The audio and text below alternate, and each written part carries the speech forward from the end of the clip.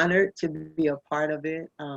Again, my name is Beverly Baul, and um, I began this journey as far as assisting in the community with the Alzheimer's Association 20 years ago. I was asked to come on board with the association to assist in educating the African American community about Alzheimer's disease and how it was affecting the African American community.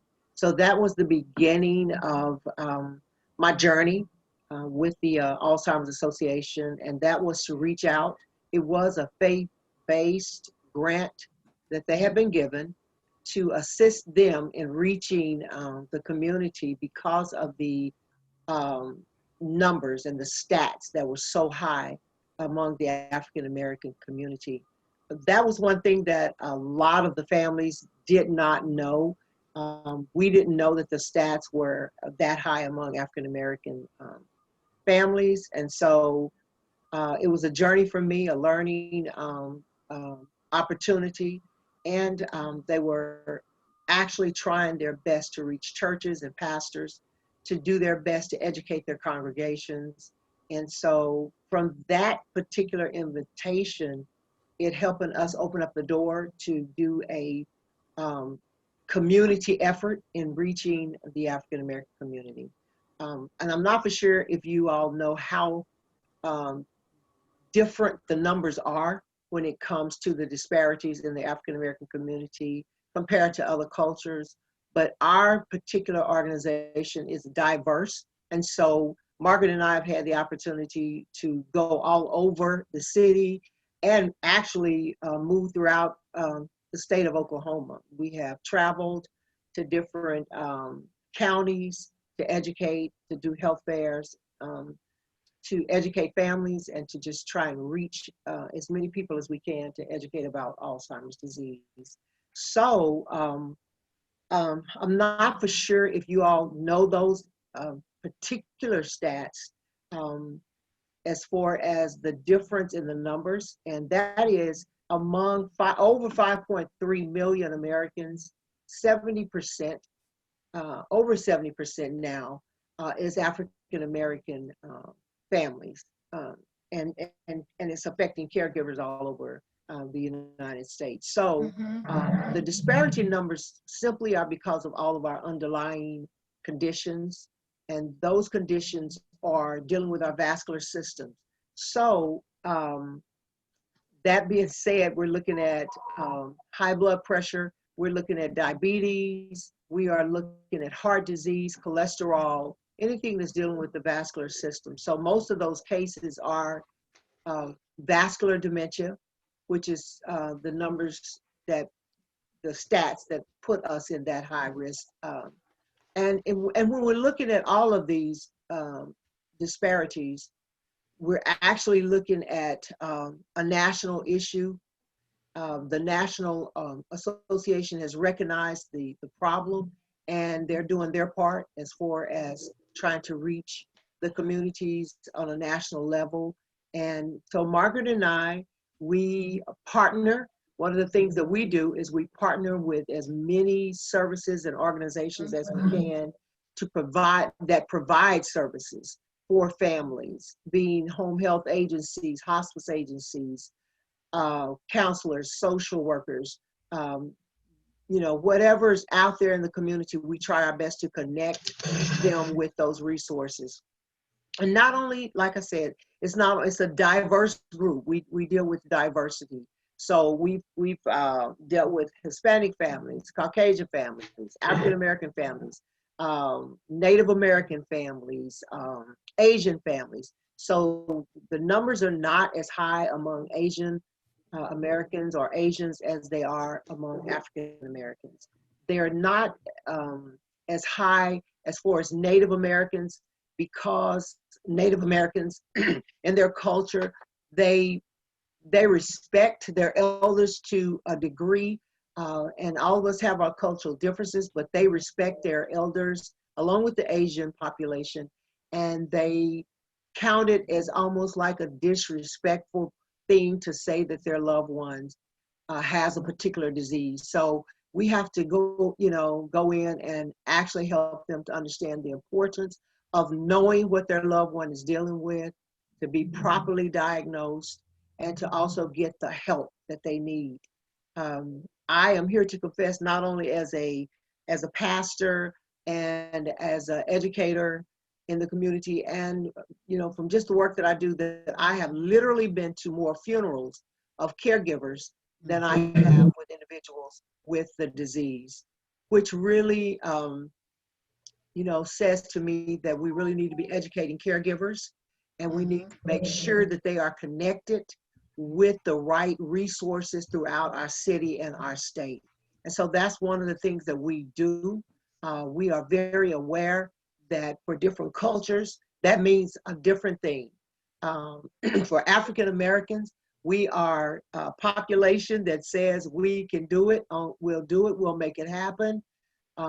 Actually, the word caregiver was really never a part of our conversation.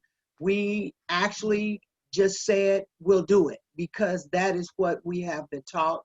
That is what we were shown by our grandparents, our great-grandparents. That's one of the things that was just kind of passed down to us from generation to generation. So we never did call it caregiving. We just did what was needed to be done. We took care of our uncles, our aunties, our grandparents. We lived together.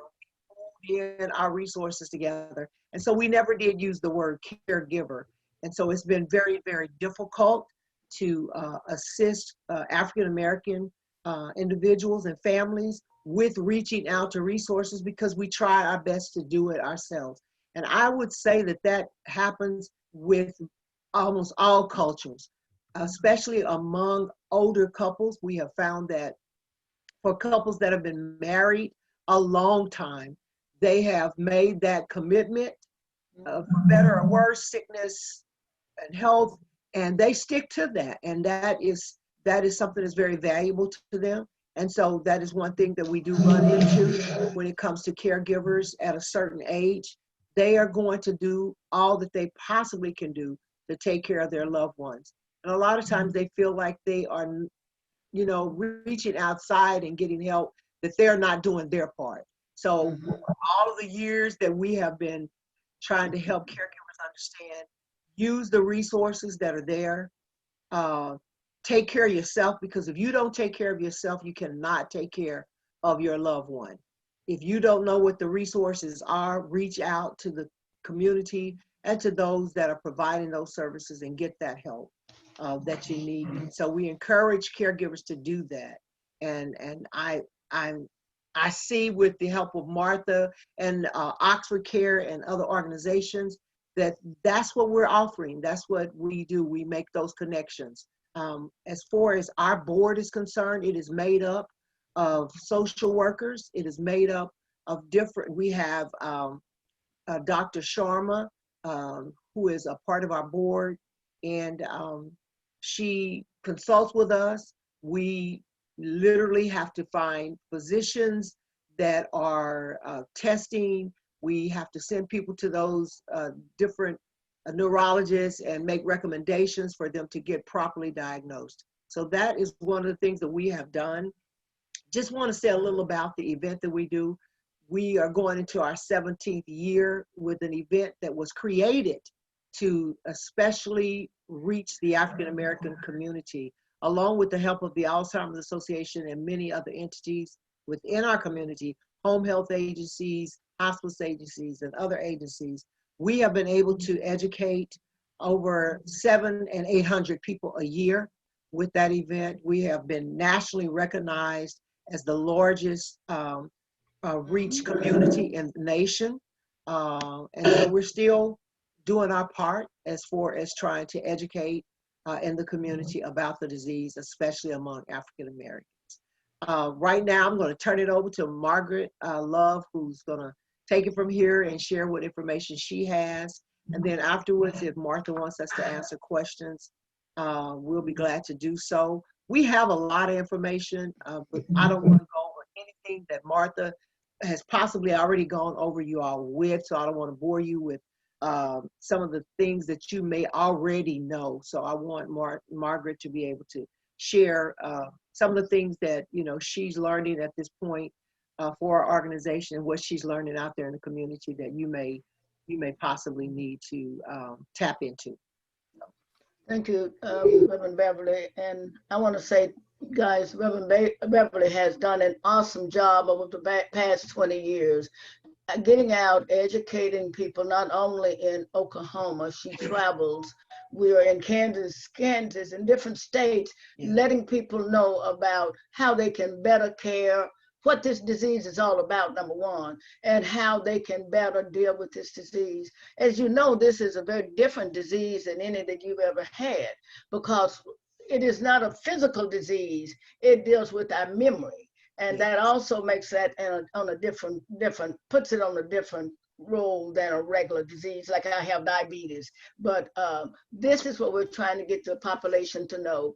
This is not a disease to be afraid of. It's a disease that we need to learn how we can work with this disease and make it more comfortable for our loved ones that have it. I kind of want to talk a little bit about the COVID that's come in now and has put another strain on our caregiving efforts. This COVID has physically isolated us from the people that usually are helping us with our patients or with our people.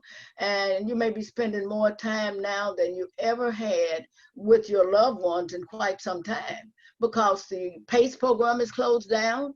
The adult day centers are closed down. The caregivers that you had coming in your home, the agency may have closed down on you. And sometimes you're kind of left with that 24-hour care. Your schedules have really changed because mine have. I'm right now caring for a 90-year-old sister who has memory problems, an 87-year-old brother who may have, but don't think he has. So again, these are some type of the things that we deal with every day. So your schedule has become different. You used to maybe send them one early in the morning and late at night. All of a sudden, you're dealing with that person 24 hours because of this pandemic that we're in the midst of. As we listen to the news and deal with the agencies, we're with CDC, the National Institute on Aging, we're with the Alzheimer's Association, trying to keep up with what's the best fit for our people and how to help them get through this pandemic that we will be facing for quite some time. And as Beverly mentioned earlier about the lack of information getting to the elderly population, especially people of color, and we're not just talking about African Americans. Right now, if you are tested for COVID, if you're a person of, maybe from a different race, you will get your information in 3 days. If you're with people of color, it may take 4 days to get the information back on whether you have this COVID disease or not. So again, there's always going to be some disparities that we have to overcome as we continue to take care of our loved ones. I want to talk a little bit about that caregiving role. Right now, you may be with your loved one 24 hours a day because of the COVID. This can become very, very stressful for you as well as the person you're taking care of. This disease is not a one-person disease. This disease is a family disease. Who it affects will be everyone that's connected with that family. Both of you are then thrown into a situation that you may not be able to handle. So what do? You have to adjust your schedule, and you have to meet that patient where they are. There may be more agitation with that patient. They may be more agitated than they ever been because they're in a strange place, although it may be their homes. They used to go into the center every day and being around other people, or you may be that caregiver, but it's just something strange about that daily one-on-one when you have that. And it can make you angry and can also make them angry. And these are some of the things that I've said that they were not physically hurt. They have a memory problem. So they're physically, and they can fight you. They can do other things to you, and you really have to be careful. So I just want to give you a few suggestions on what have been proven in the past about best practices to work with the people that you're working with. First, you have to remember it's not your family. It is not your family member. It is a disease. We always have to be conscious of what's going on with us. It is a disease. And it's okay to say, I apologize. If they're angry, don't get angry. Watch how we handle that. You have to be careful, because if you get angry, when people are angry, negative words never work. You really have to be careful with your words. So remember, allow them to share what they're talking about. Oh, that's not happened. You don't have to go to work today. You may be able to say, oh, really? Well, today is Friday. It's not your work day. You have to learn how to take control of that without getting angry yourself. You always have to be in control about what's going on. It's okay to apologize and say, oh, I'm so sorry. Can I help you? Anything I can do to help you? Watching your words, guys. Using negative words bring negative responses. Whenever you use a negative word, you get a negative response. Watch the triggers that might be difficult for them. There may be some wandering. Prepare to change the locks on the door. Move the locks up higher where they cannot find that lock. Wear a bracelet if they're able to get out of the house. It's always better to ask questions than make statements when you're talking to them. Ask them, where are you going? Are you trying to get outside? Well, here, let me help you. Oh, this door, it seemed to be locked. Little things that may not seem like much can actually stop confusion in the future. Use distractions when repetitive. If they keep saying the same thing over. I had a guy come into my office one day and asked me to remove his wife from that home immediately because she kept saying the same thing over and over. And he was just so frustrated, he didn't know what to do. And thank the Lord, at that time, we had connections with nursing homes who would take our people in and work with them. And he felt so bad, but I commended him for bringing and talking about it, because I would have had to call Adult Protective Services for abuse. So be careful and always try to work through and make sure that your distractions are those that's the best fit for the client. And I'll also ask questions to them. Don't forget to ask questions. Are you okay? Well, what can I do to help? Change that from diversion. Use diversion with it. Use any type of distractions that you can. Let's watch a movie. Come on, are you okay? Well, then let's sit down and watch a movie. Let's have a snack. You know, I know you like some coffee. Let's have a cup of coffee together. Anything that you can do to kind of get them back in some type of control where you can work with them. Because it most certainly is something when I've dealt with people where they did get out of control. I suggest that you play some music, dance, laugh, just have fun. Everything is not that serious. And don't make it that serious, because they feel your tension. You know, our body gives off vibes. And when our body give off those vibes, if they're negative, we pick them up negative. If they got vibes, then we'll pick that up also. Look at family photos. Make it a fun day. Whatever you do, try to make sure that you have some fun in everything that you do. There may be more agitation than before, even to the point of physical contact. Have any of you ever been hit or pushed by your family member? It can happen. This too can happen. So remember, it's not your family member, it is a disease. Always keep in mind that what we're dealing with is a disease, not my family member. It is a disease. There may even become a time when the patient may not remember who you are. They may think you're a stranger in the house. Women have called the police on their husbands many days, coming home thinking they are a stranger in the house. So again, make sure that you have this. This may be a time when you grieve about, that's my husband for 50 years and he don't know who I am. It could happen. And so what you do is you have to prepare yourself for that. You have to start preparing. It's almost like losing. You're losing that husband of yours for over 50 years, and you're becoming a stranger to him.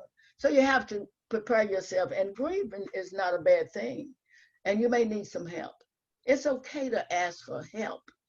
This is not a disease by itself. Everybody can play a part with this. It's okay to ask for someone to come sit with you.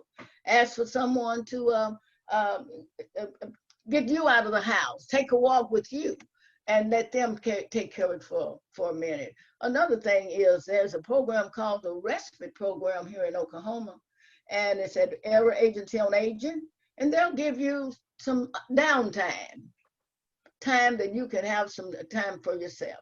They'll send someone in to help you take care of that person and give you a break. Everybody needs a break. Everybody needs a break. And that comes a part of taking care of who you are. You being a caregiver, you're going to give in too, and you're going to give out. So then you have to start making preparations for yourself, along with taking care of your family member. So respite care is a good thing. It's a good start. Talk to your friends. It's okay to say my husband has some problems or my wife has some problems. It's okay. And again, that's your way of protecting yourself. You always have to be sure that you take care of yourself. Again, there are suggestions approved. These are proven suggestions. There may be more out there that you can take and use. Look for them. Ask questions. It's okay to ask questions. Attend some of the meetings. I'm glad to see you on this caregiver meeting. That is awesome, because we don't know everything. We learn from you. Something may have happened in your home that you can share with us. And that brings us together as a family, as a unit, because we have things in common. And this is what it's all about. So remember, watch for the triggers. Remember that this person has a disease. It's not that person. It's the person has the disease. That disease can actually take over and actually destroy you. So again, remember that. Anybody want to say anything that's going on in your household that we may be able to talk to you about and look at some different strategies that may work?